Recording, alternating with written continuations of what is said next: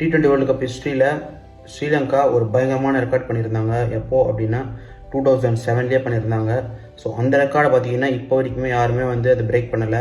அதாவது என்ன ரெக்கார்டு அப்படின்னா 260 for 6 அப்படின்னு சொல்லிட்டு ஒரு டோட்டல். அதாவது T20 கிரிக்கெட்டில் 260 for 6ன்றது இப்போவே அதாவது இப்போது ரொம்ப பெருசாக பார்க்குறோம். ஆனால் இந்த ரெக்கார்டை 2007 பண்ணியிருக்காங்க ஸ்ரீலங்கா.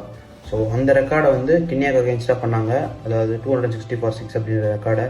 அந்த ரெக்கார்டை இந்த வருஷம் பிரேக் பண்ணுறதுக்கான சான்சஸ் ஆல்மோஸ்ட் என்னை கேட்டிங்கன்னா நெருங்கிட்டாங்க வெஸ்ட் இண்டீஸு. ஏன்னா இன்னும் 2 ஓவர் இருக்குது. இப்போது 216 அடிச்சிருக்காங்க. 260 for 4. இப்போ இன்னும் 2 ஓவர் இருக்குது பேலன்ஸ்.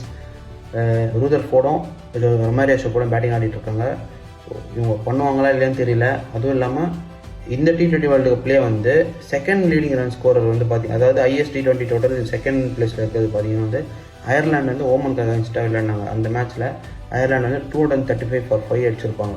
அட்லீஸ்ட் அந்த 235 ஆச்சு பிரேக் பண்ணுறாங்களா இல்லையான்னு பார்க்கணும். அப்படி பிரேக் பண்ணாங்க அப்படின்னா செகண்ட் பிளேஸில் வெஸ்ட் இண்டீஸ் வருவாங்க. சரி 260 அடித்தாங்கன்னா ஃபஸ்ட் பிளேஸில் வெஸ்ட் இண்டீஸ் வந்துடுவாங்க. ஸோ ஃபஸ்ட் பிளேஸாக செகண்ட் பிளேஸாக அப்படின்னு பார்க்கணும். ஏன்னா ஒரு இவ்வளோ தூரம் வந்துட்டாங்க. இன்னும் 2 ஓவர் இருக்குது அப்படின்னும் போது தாராளமாக அடிக்கலாம்.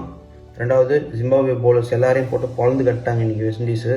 ஸோ அதுதான் என்ன நடக்க போகுதுன்னு தெரில, பார்க்கலாம். ஏன்னா இவ்வளோ தூரம் வந்தவங்க அதை தொட மாட்டாங்களா அப்படின்றது தான் என்னோடது. ஸோ பார்க்கலாம் என்ன நடக்குதுன்னு சொல்லிட்டு அடுத்த வீடியோவில் பார்ப்போம்.